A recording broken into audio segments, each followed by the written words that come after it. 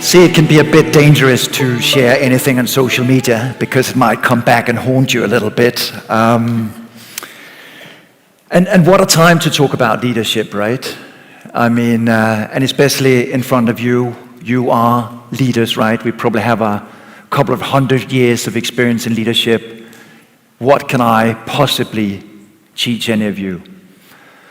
And also, on the back of the US elections right now, talking about leadership is almost sucking any air out of the room, right?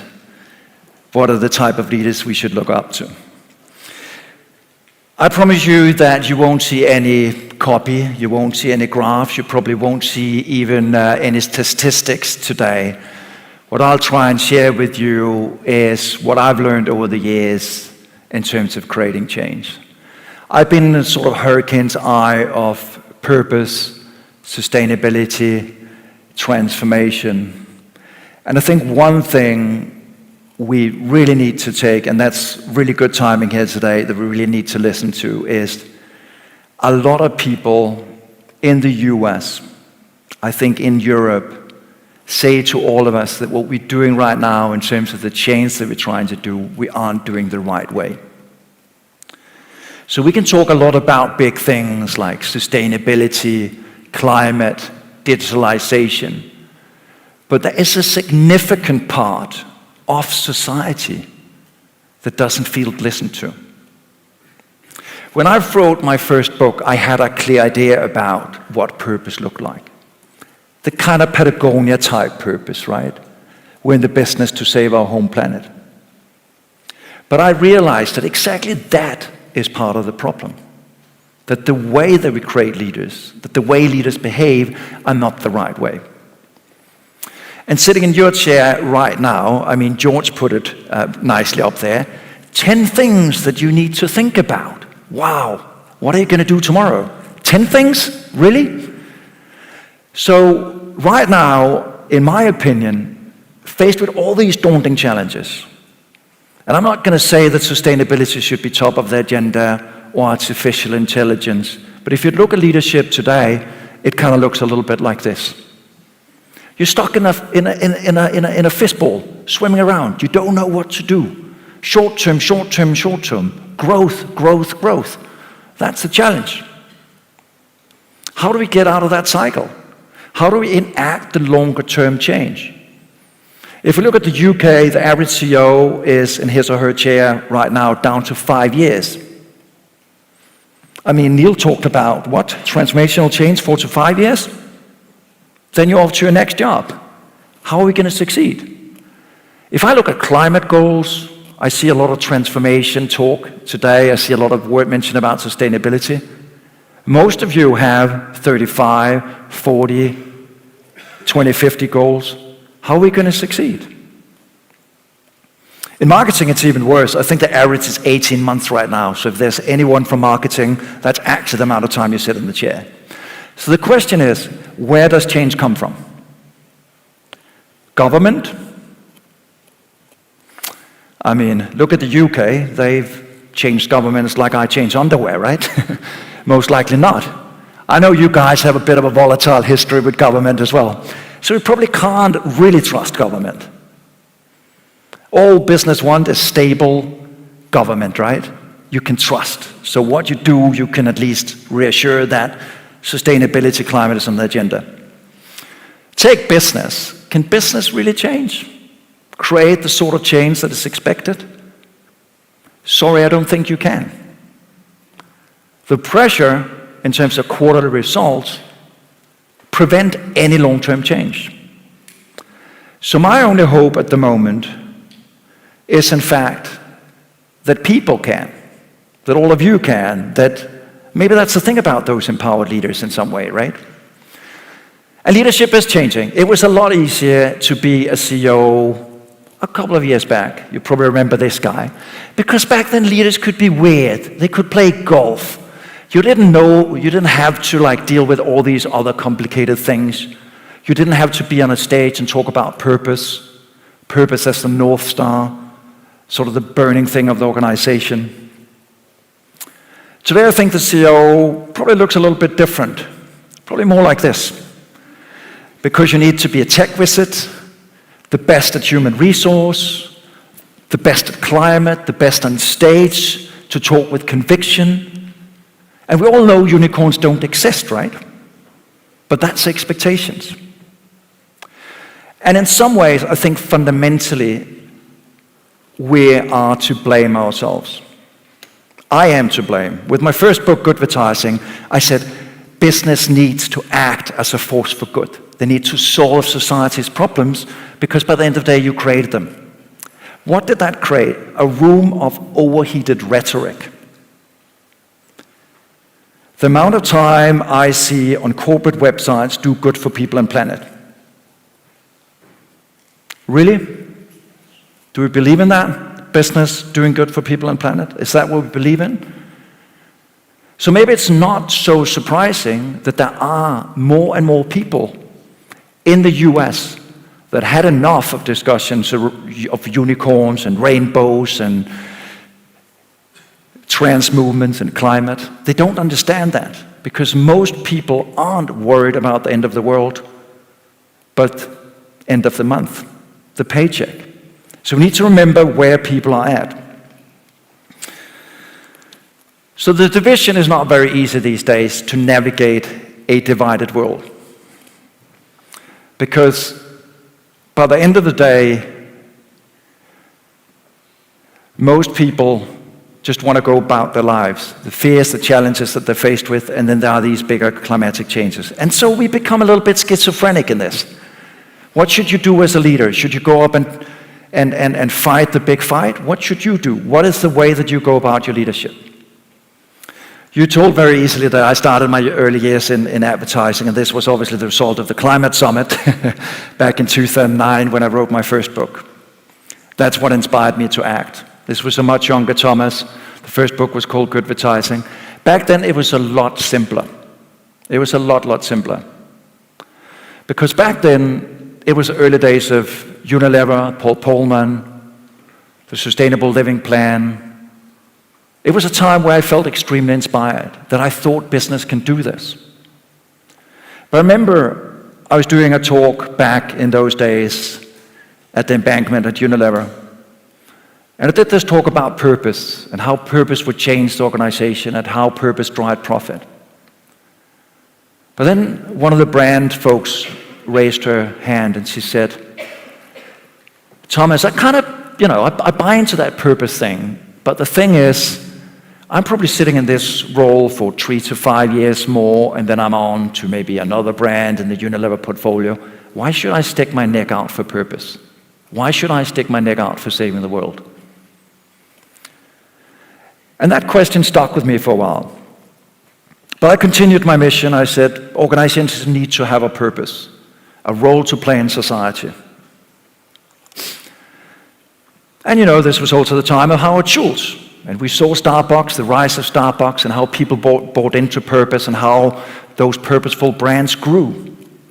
And I talked a lot about how purpose drives profit. But then, as I said, 2010, so a little bit before the elections last week, I kind of saw maybe purpose, the way we talk about purpose, the way we put the brand and the CEO at the center of the chains as the hero is the wrong thing. Because maybe when you try as a CEO to say, I'm going to change the world, we as an organization going to transform society, it's very easy to criticize. It's very easy to start pointing fingers. So I think we did leadership wrong. I mean, take this guy, Tim Cook.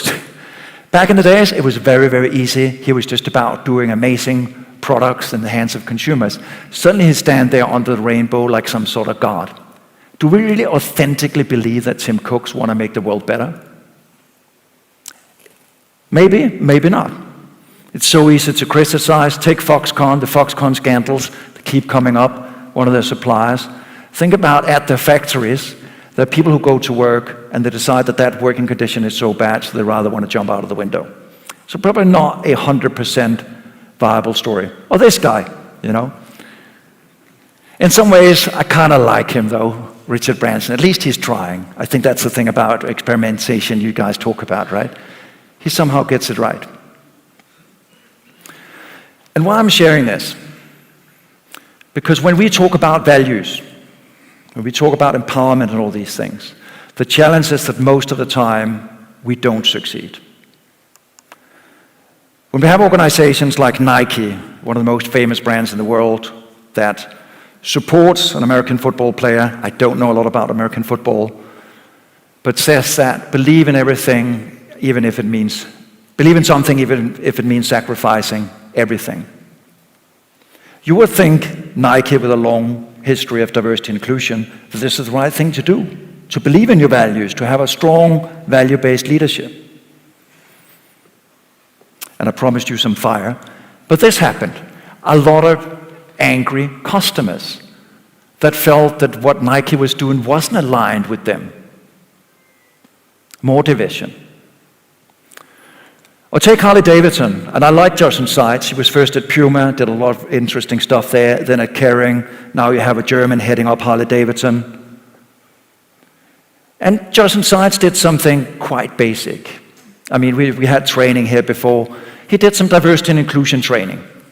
And you would think that that would go well with the Harley Davidson crowd, right? This guy. I mean, it's a pretty eccentric crowd, Harley Davidson. So you would think that they would embrace diversity and inclusion. The customer reviews came in, and they didn't really look good. People got, and you have to look at this clip one time. People got so angry, so one of the customers used a full automatic rifle and shot his Harley Davidson to obliteration. That's the sort of anger that happens when we pursue purpose and don't do it the right way. So how do we heal? How do we move forward from here? We know we're faced with big societal issues that we need to handle, that you need to handle. But how do you motivate your organizations to do this? And this is not easy. And the thing is today, if you actually look at what one of the bigger reasons for CEO losing their job today, it's actually ethical missteps. Maybe it's because we are stuck a little bit in how leadership used to be and don't understand how we need to drive more value-based leadership. Or maybe we're just getting it all wrong. So a little exercise here. These are two ways of talking about diversity. The Nikes that I just talked about, believe in something, even if it means sacrificing everything. And I don't think a lot of you guys would be willing to sacrifice profit on this. And on the other hand, there's an old ad from United Colors of Benetton that puts a little label there on the hearts, real hearts of people, white, black, yellow. So let's try to do a little exercise here. It's not going to be that easy because you guys are there. But point in the direction, if you like the United Colors of Benetton ad more, point in that direction. If you like the Nike ad more, point in that direction. What resonates with you? Come on, let's see some hands.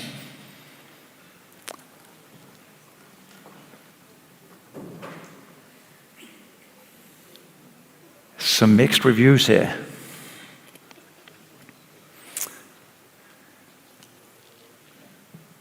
The big difference between these two approaches is obviously that one is leading with the company's belief, Nike's belief. United Colors of Benetton are making us think. It's provoking us to think. Leadership is also the stories that we're telling each other and the organization. So let's kill some myths here. First of all, purpose doesn't always drive profit. Patagonia, everybody always say Patagonia is an excellent example. Patagonia is exact the opposite, because Patagonia said we cannot operate within the current shareholder model, so we have to create another way. Can businesses be sustainable, big business? I don't really believe so. Sorry. We see a lot of the smaller players. Again, to be a sustainable business, it takes 10, 15, 20, 30 years. It's a long transformation. So where's the business case in all of this? I think it fundamentally comes down to people. We still have a little bit of hope. There is still people who want to buy into purpose, that want to buy into sustainability, that look at the Porsche ad and says, yes, that's exactly the future that I want. Unfortunately, we as human beings are very bad at following through. So only 26% actually follow through. So there's a gap of 39%. If we can figure that out, if we can figure that gap out, we have an interesting business proposition. So what I started looking at, I looked at psychotherapy and coaching for models that could help me. Because what most organizations talk about is the why. Why do we exist? And we come up, or we call, maybe you call your ad agency, or you call McKinsey, and you say, can you help us create a North Star? And a lot of North Stars end up, we're in the transformation business, we want to do this and that. And that is the hero trap, because you put yourself on the pedestal and says, I'm going to change the world. I'm going to show you a different model that fundamentally are going to change the way that you look at leadership, but also the way that you empower your employees and your customers. Because we saw the 5 points earlier. Now you only have to remember one thing. The 2 first questions I'm not even going to bother with, because you are well-established leaders, you know those things. But the fundamental question is here, who can you help people become? Because how many of us essentially wake up in the morning and want to save the world? Not a lot of us. You know, on a good day we might flush the smaller button on the toilet and we feel good about that. But not that many of us really want to save the world. So think about how you can look at the challenges, the fears, the things that people are actually faced with. And that's why a lot of the rhetoric around climate, diversity, inclusion have failed. And I think for me, the US elections is a wake-up call, but also a wake-up call that should inspire us. Not that should lead to apathy and inaction, but it should inspire us. When you ask who you can help people become, there's one key thing here. Because you help create change for people. You push people towards something that they really want to do. Let me give you one example. Discovery, it's a health insurance company, started in South Africa, operates in many markets. They didn't talk about we're going to transform the world. They're talking about incentivizing people to live healthier. That's their North Star, incentivizing people to live healthier. It speaks within and outside the organization. If I'm a customer at Discovery, I can't really point fingers at Discovery and say, hey, I didn't succeed. Because it's a journey you're on together. When you put yourself at the helm of change and say, we're going to create healthier societies, I'm like, hell not, you're not. And when you enable that change, it becomes authentic and you drive a business case. They did a survey where they have a program that inspires people to live healthier. It's called Vitality. So basically it's like a reward program, but it's based on health. So let's say that this fine gentleman was down buying some fruits and vegetables, he would get rewarded. If you go to the gym, you get rewarded. So in that way, they have a program that incentivizes their customers to live healthier. The people who took part in that program generally exercised 3 times more per month. So in that way, they're lowering their insurance costs and they're creating authentic leadership. Take Lego as an example. I know I come from Denmark, so I can mention Lego.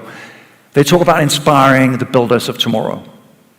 If any of you ever met somebody from Lego, or if you played with those Lego bricks at some point, you can definitely sense that feeling of creation. So ultimately, it's 2 different types of leadership. So I think we are more and more so moving to what I would call a post-purpose area. Because sustainability, values, all these things have become a commodity. So the only authentic change that you can enable is if you can actually change people's behaviors. And when you do that, let me give you one example here again, Oatly. Some of you, or most of you probably know Oatly. What Oatly does is really hammer home this idea about plant-based cooking. They inspire me to live more plant-based, which is amazing. They're also pretty provocative towards the dairy industry, but nonetheless. The good thing about that, they empower me. They don't have to ask me or pay me to market their products. Because if I start cooking plant-based, I'll share it on Instagram, when I've done my vegan pie, I'll share that for free because it's part of my story. They understand me, they put themselves in my shoes. Obviously, the real change looks like this, because change is difficult.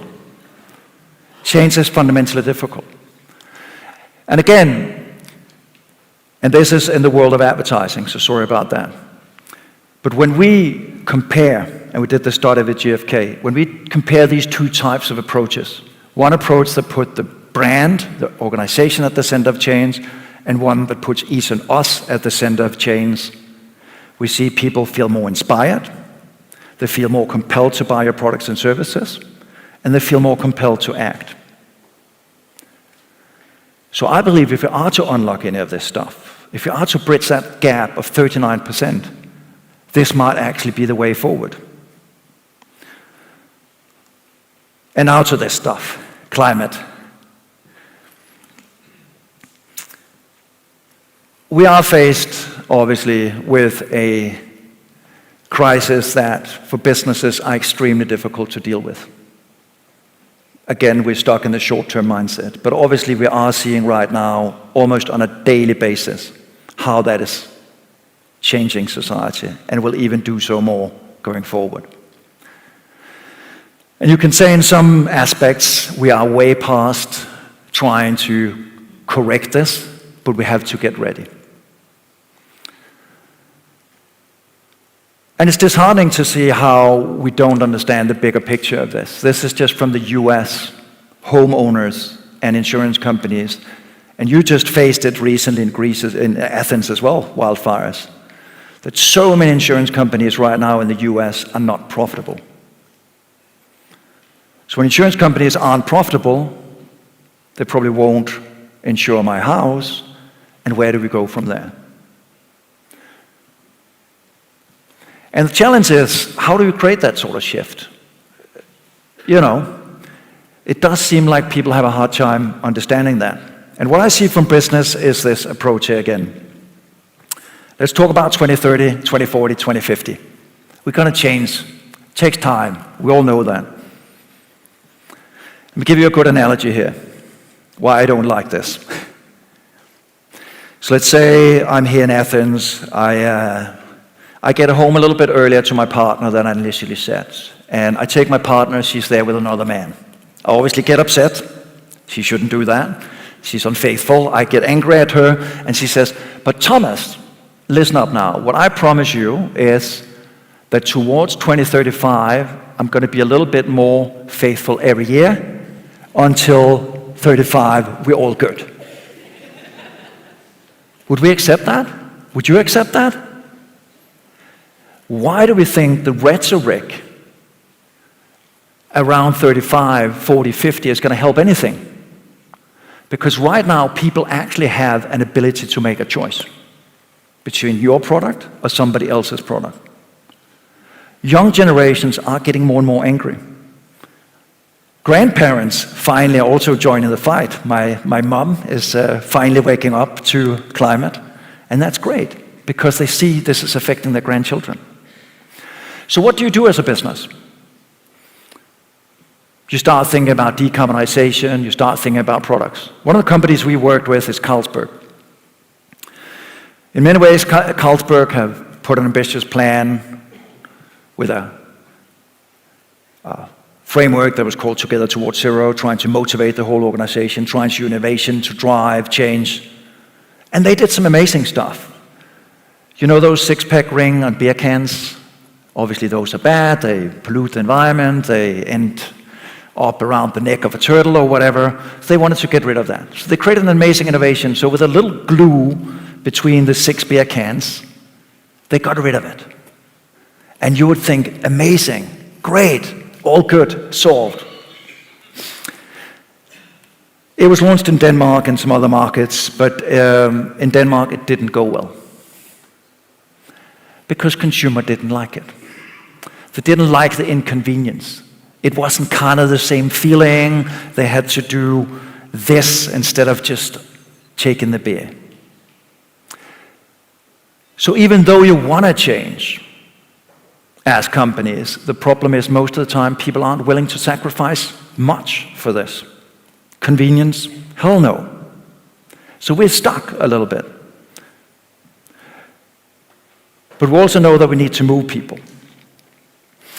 And the challenge is that the only time we've actually successfully seen change on a massive scale is COVID. That's probably the only time where we stopped up. We saw carbon emission figures go down. This is probably all the time where we actually changed our behaviors. So that should be an illustration of we can succeed. Because I would love to stand in front of you today and say, I've seen so many great examples of companies succeeding creating that change. I haven't. And the reality is also now, COVID is over-ish, and we're back at usual, right? And lastly, there are consumer pressure, regulatory pressure in the European Union to fix a lot of these things. So should we do it? Shouldn't we do it? How do we do it? But there's also people, and we had a lot of talk about people and new type of organization today. So I'm going to introduce this woman to you here. She wanted to work in Starbucks because she believed in Howard Schultz's vision about changing a community one cup of coffee at a time. So she wanted to work there. Her name was Marie Delacroix. She didn't get the job though, because she had blue hair that probably wasn't aligned with their diversity guidelines. So she did something that a lot of young people do these days. Fundamentally, she wanted to start her own business. So created a company called Wheelies. And Wheelies is basically a coffee bicycle that you can buy, and then you can run your own little coffee bicycle chain. The first one she put outside Starbucks in Stockholm, and she counted how many cups of coffee they sold. And actually on the first day they did beat Starbucks, which I kind of like. The model was 100% empowered, and it's so interesting when I talked to Marie Delacroix about the business model. She said, what pulls people into this business is so different. In Lebanon, for example, there's these wheelers, they're micro-franchisees. They take this job because they can work as many hours as they want. They just want to earn money. In Stockholm, it was the passion of coffee that drove them. So a truly different, empowered business. And the challenge is today, I mean, let's be real. Dealing with staff today is difficult. It's kind of like having a teenage daughter, right? Or a teenage son. No matter what you do, there's going to be a lot of eye rolling. And fundamentally, again, as businesses, we have an issue because we need talent. I did a lecture at Copenhagen Business School not too long ago, and it was really, really disheartening because I had a lot of interesting companies in the panel there, Carlsberg, one of them. And I asked the business students, how many of you want to go? There was about probably the same amount of people at that talk as here today. How many of you actually want to go and work for any of these purposeful companies? Maybe 20 hands, 30 hands. I was shocked because everybody say they want to work for purposeful companies, right? So I asked them, so what is it that you want to do? I want to do my own business. I want to be an entrepreneur. I don't believe in the way that big business does business. So that's a challenge. How do we open up for that type of mindset today? I'll give you an example of a company that I think have done it pretty closely. Pagaya, I don't know how many of you have heard of them, based in the UK.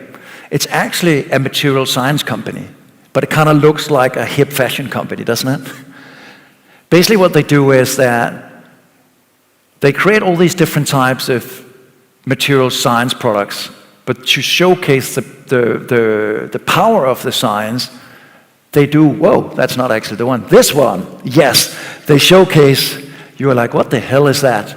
The point about that one was just that any kind of workplace today looks a little bit like a kindergarten, right? But anyways, so they do these sort of hip kind of looking pieces of clothing.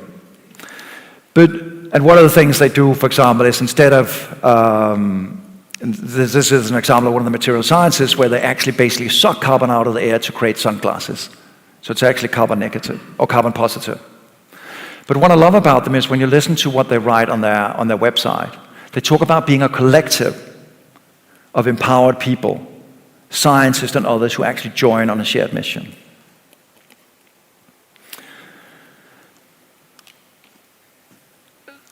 So I think the best things in life, I think COVID taught us, aren't things.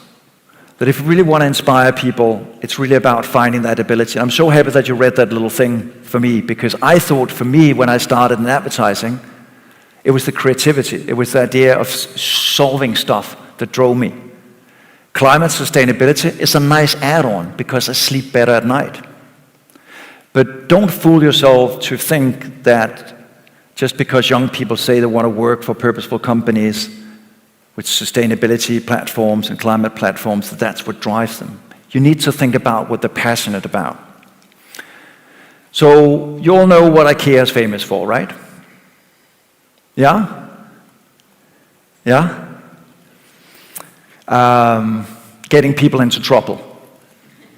You cannot go into an IKEA without getting into an argument, right? As soon as you're into that IKEA mall, you will always fall into an argument. I always said that the best test of any marriage or potential partner, take them to an IKEA, and if you survive that, marry that person. I promise you, it's going to last for life. Anyways, but obviously IKEA is known for these mega malls. But they also thought maybe the way that they do business is not the right way. How can they think about enabling people in the way that they deliver the solution as well? So this is an example from Copenhagen. So you can go into the store, behind the counter there are people who can help you design your dream home. So it's much more about delivering and enabling people than delivering the product. So fundamentally, this demands a much, much bigger shift of all of us. Another example from IKEA. So we are in very divided times. I don't think that heated rhetoric or more value crusade are going to do anything for you, because ultimately what we need to do is to serve everyone, understand people's dreams and aspirations. So that's why I think fundamentally the one key question, who can help people become, is what drives change. Probably none of you read Danish, but I had an epiphany the other day walking around in Copenhagen. This is from the city of Copenhagen. And it reads, "It's okay to disagree." And I think fundamentally, that is the democratic right. And I think where we got it wrong was when we create this heated rhetoric, we divide people, and you don't serve all customers. For me, great leadership, it's very, very simple. The best leaders I've had in my life has been people who had helped me accomplish amazing things. And so if you put transformation at the heart of your company, at the heart of your leadership, you drive and motivate your employees. If you do it well, and I had more time, it'll fundamentally change the way that you deliver your services and products to customers as well. And why this is fundamentally so important is that if you think about change, it is down to people. It is down to people. Take quitting cigarettes. For some of you who tried that. I know Greece has a bit of an addiction to tobacco here. So a key lesson. Your loved ones can tell you to quit the cigarettes. Your doctor can tell you to quit the cigarettes. You can look at the packaging and they can try and scare you with cancer-ridden lungs. The only thing that's going to do is you're going to avoid looking at it. Kind of like climate campaigning. You're just avoiding the campaign and you keep smoking. The only one who can create that change is yourself. So I don't have 5 points, per se, but fundamentally don't be a hero, but think about how you can turn people into the heroes of their lives with a very, very simple question. Who can you help people become? And that's the mandate to you here today. So thank you so much for listening, and best of luck with the change. Thank you.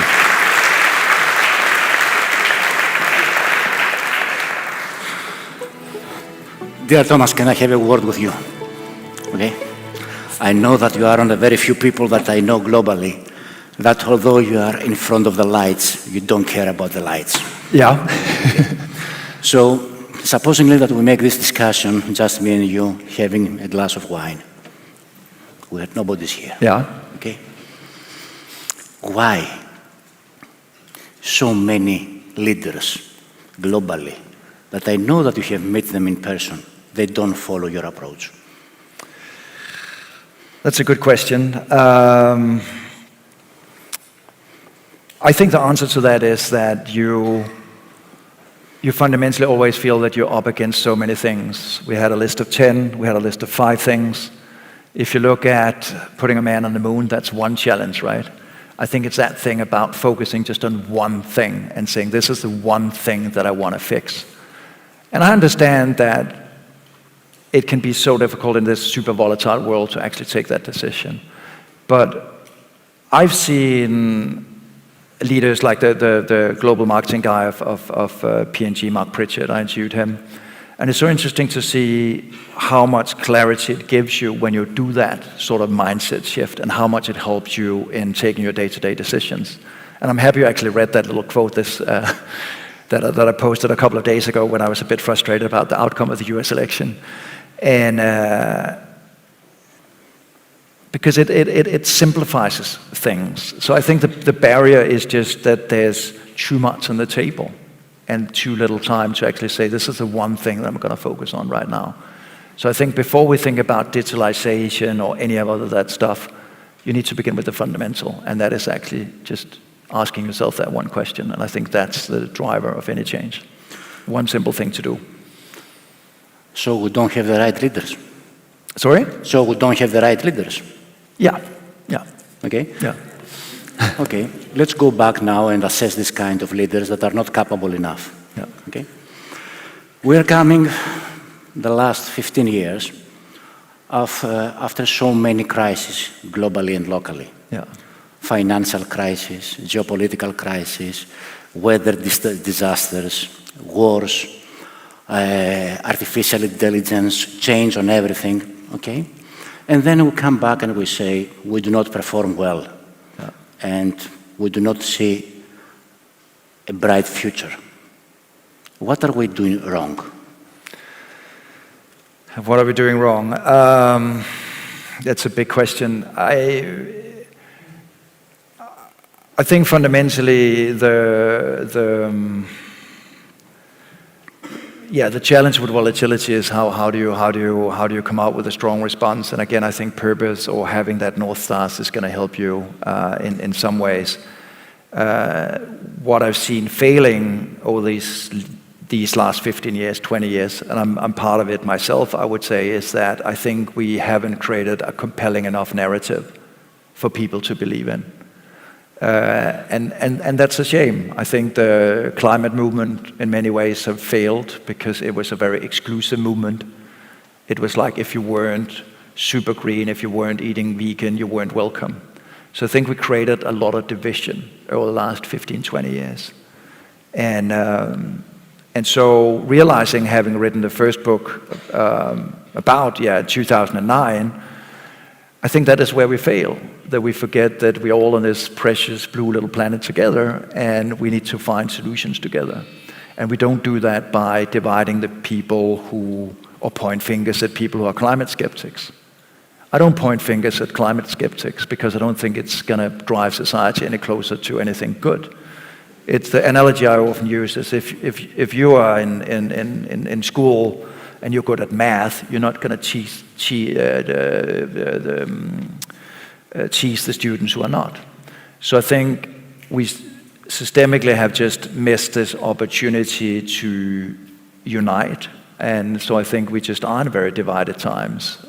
And so I understand why we see the political turmoil and why we don't have the ability to actually truly answer any of the crises that we're faced with right now, because we're stuck in a mode of value crusade rather than actually uniting people.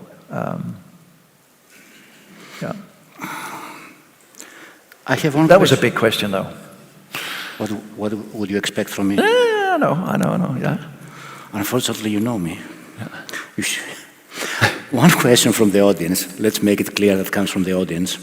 Not that I don't like the question. Actually, I like very much. How about if maybe we have gone too far with political correctness? Don't you believe that all this woke agenda has turned into a religion, in quotes? Doesn't it put more oxygen in the fire of a divided society? What was the last part? Doesn't put more oxygen in the fire of a divided society? I think we're definitely seeing, I mean, remember again, I wrote, the book came out in 2020, and I think already at that time I did see a shift happening. So yeah, I think definitely today we have a much harder time, and you have a much harder time navigating any of this stuff. Because on the one hand, if we ask people, they're going to say, yes, you need to be diverse and inclusive. Yes, you have to solve the problems of climate. But on the other hand, there's also a lot of people who are, please just fix my day-to-day life. I cannot make ends meet. And I think this is where we have taken the wrong approach. One of the things we work with a lot is we take some of these very, very complex issues, climate, diversity, and inclusion, and then we try and translate that into something that most people understand: price, quality, and convenience. So how can you translate these extremely complicated issues into something that we know drives markets? And I think that's one of the ways out of it. And another way out of it is to rather do what I showed with United Colors of Benetton. Make ads that make people think. Don't divide people. A very famous point for me around the last election was on the back of when Trump got elected in. One of the Google executives had a little bit of a meeting, brought together a lot of the employees, and was very open about how disheartened he was after the election result. Which is not the right way to do it either, because obviously you have a lot of people there that has voted for the Republican Party who was Trump voters, and they didn't feel included in the philosophy that Google was preaching. And I think that is fundamentally what's wrong with this type of leadership, that we need to create platforms that are there for everyone. And that's why when you look at a place like Wheelie's, for example, her philosophy is to give everybody an opportunity to run their own business in the way that they want to do it.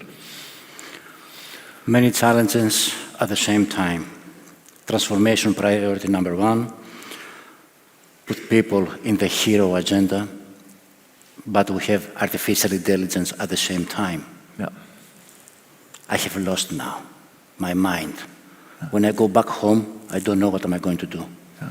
Help me, please. Ask artificial intelligence. It's got to tell you. Mm-hmm. Yeah, you know, as I said, I think that is basically what's holding change back at the moment, and I understand that there's so many things on that agenda. Again, I think we need to ask ourselves to get out of this mindset where it's about crisis and actually see it as a potential. I've seen companies like Pangaea, even for that sake, a basic business like Carlsberg, embracing climate as a driver of innovation. And we had a slide earlier from the guys at McKinsey that said, you know, we lag behind on innovation. All these things are amazing drivers in innovation, but it demands that sort of that mind shift still. And I think when I interviewed some of the leaders for the book, I think one of the key things that came out was, in fact, how do you get close to customers? How do you get to the point where you're almost, as a big business, operate as a small business? That you're so agile so you understand the concerns of people. Because by the end of the day, we can point fingers at what happened in the US, but the thing was that guy was just better at listening to what the average American wanted. And I think that's what great business leaders do. They solve problems, they find insights, challenges, or things that people aspire towards, and then they solve that. So in some ways, it's getting back to that basic again. I think AI can be an amazing tool. I use it a lot in my daily life. It makes my life easier in a lot of ways. So I think it's basically putting on the innovation hat.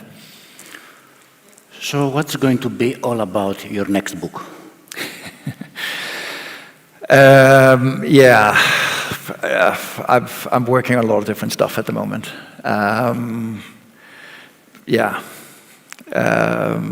But I won't really say what that is. So don't tell me about the new book.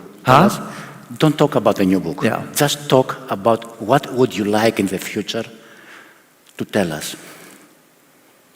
I seriously feel that one of the themes that I started talking more about, and I should have talked about it much, much earlier. You remember that the climate summit in Copenhagen 2009 was awakening, for me at least. I think all of us today have a massive responsibility in fixing this one key issue. And it's so difficult right now, because obviously, as we saw, Europe is leading on sustainability, we're not leading on profitability. We have a lot of regulation, we're seeing US do deregulation. So how do we manage this profit, purpose world? How do we solve some of these things? And I think the current projections right now that came out on the back of COP was 2.5 to 3.2 degrees. So we're overshooting way more than we should. And so I think that is one of the issues at the moment that I think hopefully also, in fact, can unite everyone. Because whether you live in Middle America or you live on the west coast of Denmark, this is something that's going to have implications whether you are a billionaire or you don't have any money. So I think that is the one key thing that I think we need to look at. So that at least inspires me when I wake up in the morning. How do we solve that? Thank you, Thomas, for being in Greece. Thank you. And accepting our invitation.